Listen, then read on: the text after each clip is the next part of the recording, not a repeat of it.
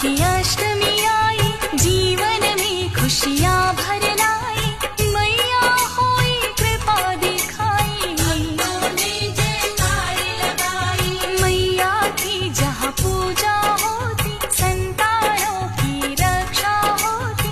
पुत्र पुत्र की आयु बढ़ती, मैया होई कृपा दिखाती। मन से करना माँ की भक्ति, पाना अद्भुत अनुपम शक्ति। मैया होई करुणाकारी, आओ भक्तों कथा सुनाओ। अहोई की तुम्हें महिमा बताओ, क्यों कर मैया पूजी जाती, दुनिया क्यों जयकार लगाती। गाथा बड़ी सुहानी है, सुनो लगा कर ध्यान।